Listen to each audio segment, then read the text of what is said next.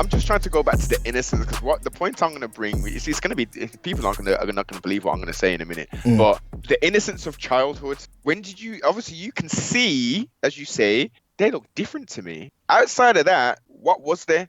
Okay, I'm dark, they're light, or they're white. That's all. That's the only difference, right? Are they good? Are they bad? Are they fun to be with? Those are the things that we're dealing with, right?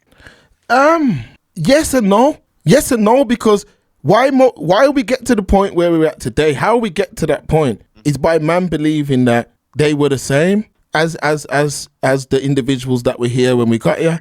And remember, it's a lot of our grandparents and parents that made us believe that. So a lot of man, think about it, Noble, a lot of guys believed that they are part of the furniture here. And that's because of the disconnect between most British Caribbeans and the actual Caribbean. Fact. They have zero morals that were taken from the Caribbean. But it's more than that. If you add on top of that, which is, again, we're talking about foundational stuff now. Yeah, we're talking about shaping and growing children to young adults, to youth, to men. So that foundation in regards to that culture, those morals, those customs, those mores, the further on in the generation, the less is imparted and passed on. So we've got that. Then you've got the fooling system, the miseducation system, the standard of the quote-unquote illusion of equality. So unfortunately, again, our parents came, yeah, and the parents before them, our grandparents, they actually came here. They were one of the first ones of this modern wave of original people coming over here. So because I was born, my mom wasn't born here, but I was born here, according to the rules, Mark.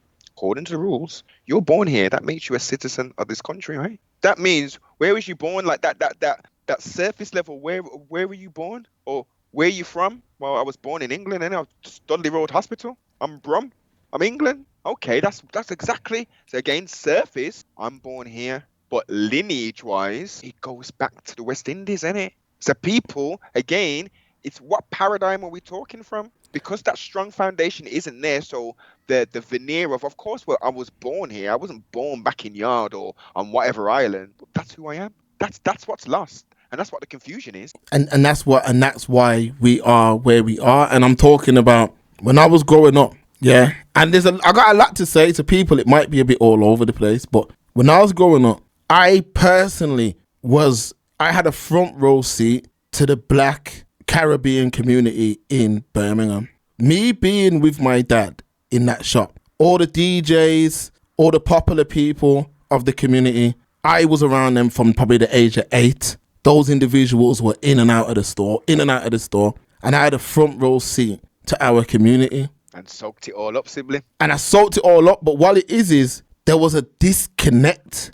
And that disconnect is where the issues came in, because so many people believe that they're born here and that's where it stops. They had no culture from back home, no morals, nothing.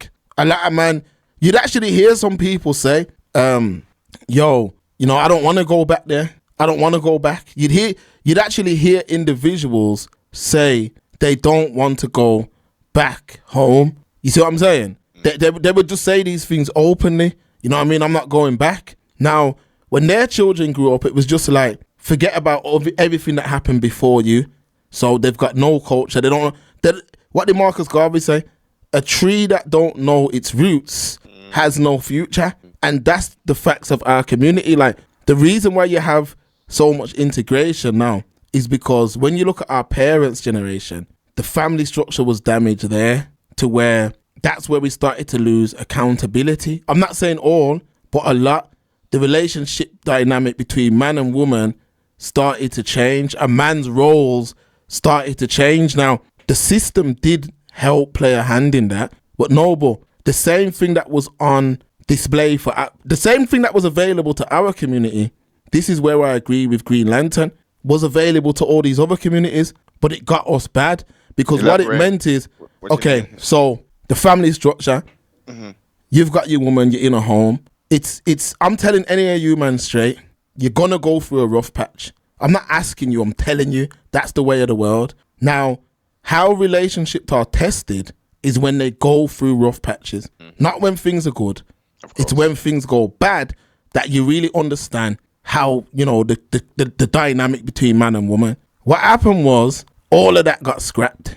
It just became, as there was any little discrepancy, yo, I'm gone. You see what I'm saying? So that, you know how much men I know growing up who had a home with a woman and, you know, they were building up or whatever the case may be. And the first side of any issues, they were split up. They didn't work through nothing. They just split up. Now, what that did is it left the man homeless or whatever, you know what I mean? Or just out the home. So now he's carrying this, yo, I ain't living with a woman again, you know, because I live with this woman and I got kicked out or whatever happened. The government then step in and subsidize that woman. So she said, I don't need you anyway. I can go down, sign, do whatever. They're going to subsidize me. Whereas other communities, they didn't get hit as bad. So what happened is we weren't fighting. Like Cheryl Cole says, we weren't fighting for this love. It was just a thing where man would just broke up. They'd just break up. Now, so much morals and integrity I seen growing up, like within the community. Like I seen so much morals, so much integrity when I was growing up. Like it was crazy, Noble. I'm looking around, I'm saying, yo, the stereotypes we get stereotyped with, when I'm meeting individuals, these are some of the most stand-up individuals you could ever hope to meet.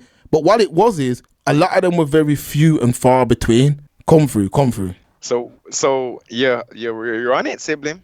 You're on it. The slight nuance and differences is from that first generation who came, who all they had was us. All we got is us.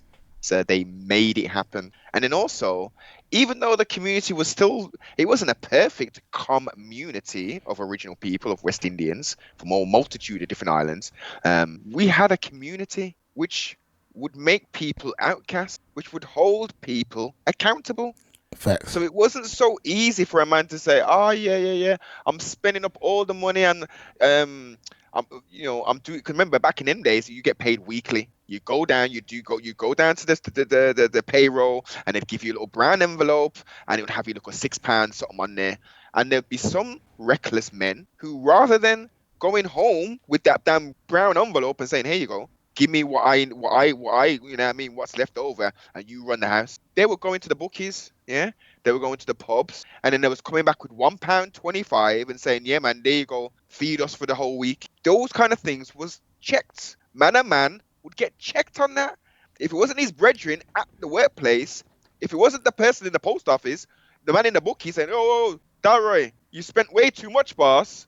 I know it's payday and thing, and you know what I mean, but what about your missus back home? So those things were in place to counteract the foolishness. So the community, loosely said, looked after and made sure that these situations wasn't as simple of saying, oh, you're not looking after us, you're not providing for us, right? And the man saying, okay, well, this is how I'm going to carry on. See you later. Let the government take care of you. That wasn't an option. Real talk. And then, what it is our parents' generation, there was a situation where that law and order that grandfathers had, once we got to Britain, now I know that there was some who would misuse that authority, but I'm talking about the good leaders. That authority was watered down to a point. So once they got here, they were able to somewhat guide their sons. But what it was is that because we were now within the UK, the system of the UK took over. So it was almost like tug of war between the elder men and our parents' generation. It was like a tug of war, and a lot of the elder men lost that tug of war. What that meant is that a lot of those men went against the natural order of things that, you know, that we come from, which is for a man to provide. You see what I'm saying? A lot of that went from that generation. So what they started to do is get with women, and it became more about a good time, fun. And with fun and a good time and unprotected sex, you know what happens? Children come, but there's not really no real connection there. There's not really no love there. So what would happen in a lot of these relationships is they were built off of lust. Children would then come. Then they would realize when it was too late, yo, this wasn't actually love. Now they've split up. And when they split up now, the mom has an almost, she turns into, you know, a lioness. And now she mollycoddles the son. You know what I mean? So the son can do no wrong. So now that son can do no wrong. You know, he's mollycoddled. the mom almost looks at him as her man. You see what I'm saying? It's almost like, yo, that boy there is my man almost. Not realizing that one day that man has to lead. So now he grows up. He's got no, not all, I'm just talking about the ones who are at the forefront, the stereotypical ones. Now that man, he's out there doing the same thing. And the system, and it goes on and on and on. And what happens with these homes now is these boys that are growing up in them, there's no morals. And what I mean by that is there's no morals. So now he's doing whatever. I'm going to go out here. I'm going to do this. I'm going to do that. But he looks like us and he's from our community, even though he don't have nothing to do with it. But he's a representative of it. So when these, like if you're looking in for conversation's sake in Brum, when these gangs were doing whatever they were doing, it made all of us look bad. We was growing up within this community, I can tell you that there were times that we were getting it right. No, but there were times when we were on the right path, man. Mm-hmm. Especially when I was a youth, we was on the right path. But bad parenting, the system played a big part. And let's keep it real, when people were growing up, there is so much, like we said it the other day with the Michael Jackson thing, but there's a lot of negativity as well. There's a lot of self-hate. Let's really get into it. So people are looking for love outside of the community because they hate themselves as well. And a lot of people will say, you can't say that love is blind. No, love is not blind, because if that's the case, why is it only blind to us? Why is it only blind to us? So these men now, that's how it happens. That's how it happens. And then we've lost that connection. Where's the connection? How many men can say they've got a connection back home? How many men can say that? What are you doing? Are you going back there even on holiday? Are you doing it? Are you doing anything? No, they're not. So what's happening now is we're in a position now where I'm telling you now, maybe 2 more generations from now, it's done. I think we're done. Meaning that the code, it's almost practically gone. I'm telling you straight, it's almost gone now. Because we haven't held none of it. We haven't held none of it. We've held none of this culture. Like those guys who came here from Windrush, they must be turning in their grave. Of course they are, Mark. Of course they must be. We haven't built when we talk about what we've built, the reason why we ain't built nothing, is because it's difficult to work with one another.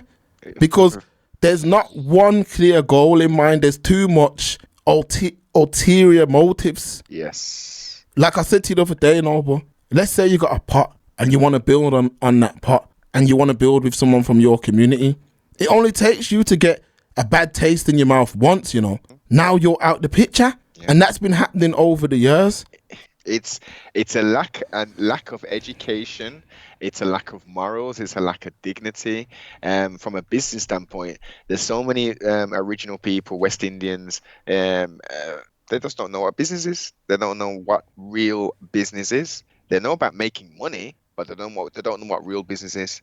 And this comes down to the as you highlighted, the self-hate. Yeah, they don't understand it as self-hate. It's manifesting in it's about me. I've got to be the best me. I've got to have the most things. I've got to do what it takes to be quote unquote successful, rather than, well, can I sleep at night? Is it a fair exchange? Is it moral? Is it legal? Is it lawful? Am I happy? Am I fulfilled in doing this? Or am I looking over my shoulder? Am I changing my number every other 3 months kind of thing? Am I blocking people on the phone? Am I not going to certain places because I don't want to see other people who I may have done over in a bad business light? And again, coming back to accountability, and which I say to everybody, how can you be in the presence of someone who has no morals, who's doing bad things? How can you ingest their content? It comes to a point, again, and this is about community. Like, we as a community have to check. And we've come so far apart from checking people now.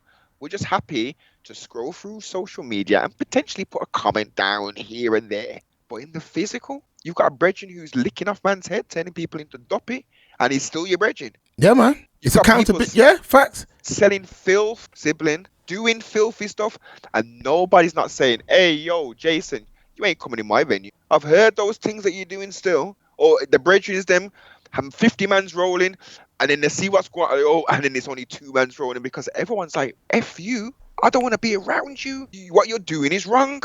And again, unfortunately, it's almost alien It's about people now. Yeah, no, 1,000%. Because I'll tell you, where I started to realize that there's a disconnect as well. So through a Jamaican lens, yeah, again, I grew up seeing the integrity side of Jamaica. So Marcus Garvey, I was around a lot of Garveyites growing up. See what I'm saying? You know, you talk about like the kind of music. It was a lot of liberating music that came from Jamaica. It was like I seen a complete different side of what was promoted, which was like skin out, slackness. So you wanted to like disassociate yourself from that as well. So there's a lot of people who they just hold on to the negative side of the island. So of course they don't want to be associated with it. You see what I'm saying? So it's like, I remember back in the day there was a game on PS2 called The Getaway, and it had like all these gangs, and like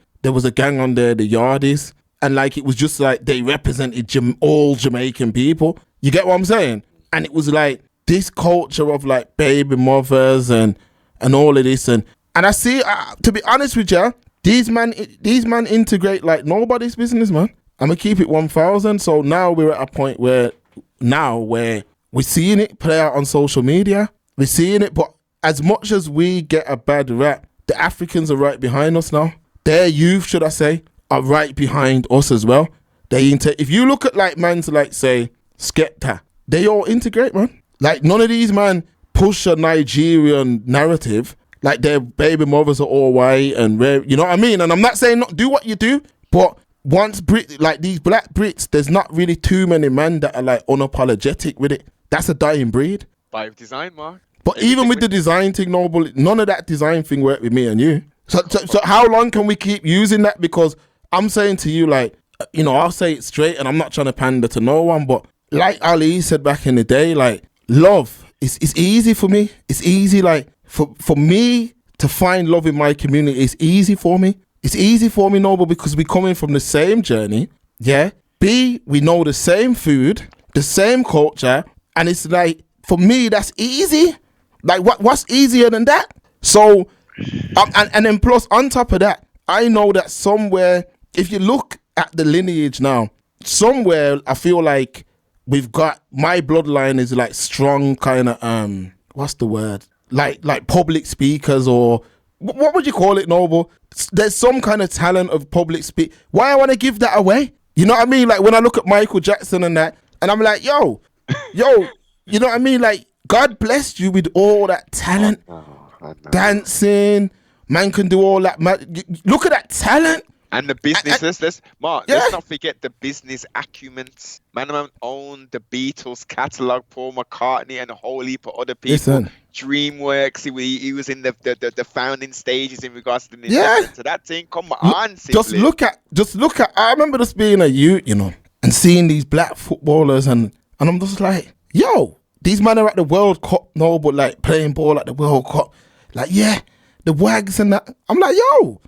Where's all the black women? Like all these man, this is where I couldn't watch football, no, but like Jermaine Defoe, all these man, I'll be like, yo, man looks like us, but that's about it. Yes. Like there's no representation. Yes. Like there's no when a Caribbean child, Noble, as a Caribbean child, yeah, where's the representation? The little representation that we did have, man sold out, Ian Wright. I remember man used to rate Ian Wright. Yeah, man, he's just like us. Yeah, man, he's from Jamaica. Then you sold out. You know what I mean? Like, where is it? So if you're coming from the Caribbean and you're looking through a lens, what lens can you look through? Who can you see to say, yo, that's the way how we move forward? Like, even when we look at a man like Amir Khan, the facts are his woman was going to be from his lineage. Whether that's the fact, his woman's going to be one of his style of women. You know what I mean? But with us, you look now, you see this. I remember there's this guy called Barakan Sanya. One of you football mans put it in the chat. And no, but this man's like purple. You know what I mean? Purple, like dark to where he's purple. Man come straight through with something. The only thing missing was 7 dwarfs. That was it. And I'm like. Your whole life, you've grown up in Africa your whole life, you know, the African part of France. And all of a sudden you start playing football and You're not into black, yeah. Like, so of course, black British, there is a disconnect. There is. And as a Caribbean, it's even worse. You get what I mean? It's even worse because there is no connect. There's no connect, Noble. There's no connect. So, of course, we're in a place now where now black love, that, all right, Aisha, black love isn't pushed in the household. Almost most Caribbean women are unmarried. Wow. So children don't see a black relationship, so no value. Yeah, facts. Black love is gone. It's gone. It's been pushed down and marginalized. It's that's what it is. As you say, and seeing where can you go and see a representation of wholesomeness of two people looking the same from a West Indian, from an African American quote unquote background who are there doing the thizzle wiggle. They're small and few between. Why? You can say, look, I said this last time, right? It's all by design, man. Like, you don't, they're not parading the Singhs around, the Alis around to show that they're with other nations, because they haven't been thoroughly stripped of a knowledge of self, tortured, trauma, genetic flipping memory in that there. Yeah, with the new social programming and geoengineering that's going in. Look, when our foreparents came in to see our grandparents, they were eating real food, sibling. Okay? Yeah, facts. Yeah, the real food eating, boss. They weren't being hit with Bluetooth signals and on Wi-Fi this and da da da da da. They had like 12-hour shifts to do, or they'd work 9 to 5 or whatever shift pattern. That was it. They had enough to do that what they was doing. There was some hella racist thing what was going on in the NF, the KKK people, them that was over here, surprisingly. There's Combat 18. You had all the Teddy boys running a riot, yeah? But they still had something that was there. They still maintained the thing. That's why we're here, because they birthed our parents. And as we're highlighting, we've got a part. We're playing a part because you can lead a horse to water, but what? You can't force him to drink. Yeah, make him drink the something, innit? So they put the stuff out, as you said, Mark. We didn't fall for the thing, did we? No, we didn't. I did for a little bit, and not necessarily in regards to, the Love is Blind crew and hating da-da-da. But I fell for certain programs and certain tricks. I didn't, going back to what I was going to say earlier, previously, when I was a youth, Mark, as I said, I knew I was original, but that didn't necessarily mean anything special, quote unquote. It was like, okay, I'm just a person. I'm talking of a innocent. I'm talking like 4, 5, 6, 7, 8. These kind of times. It wasn't until I got to like 8, 7, 8 did someone nignog, gollywog, nigger. Those terms were held at me. I had no Mark. I was innocent, a child. I had no clue what that meant. I had to ask my sister. Someone call me this. What is it? I knew it was something bad, but I'm like, gollywog. The thing on the jam jar. Aisha, what's that? You gotta be specific. What's nonsense? Yeah, you know what it is, yeah? There's so many layers to this thing, Noble. There is so many layers to this thing. Like, literally, we would need a 1 million hour stream, innit, Noble? You don't know the thing, boss. Now, what it is, black love has been under attack. That's 1,000%. And what happens is this, like, we've lost the value. We've lost the understanding that we're both valuable. Man is valuable and woman is valuable. Once that was taken from us, that's how we're in a position what we're in today. Now, me, like, I can't look for love nowhere else but within the community. I'm sorry, man.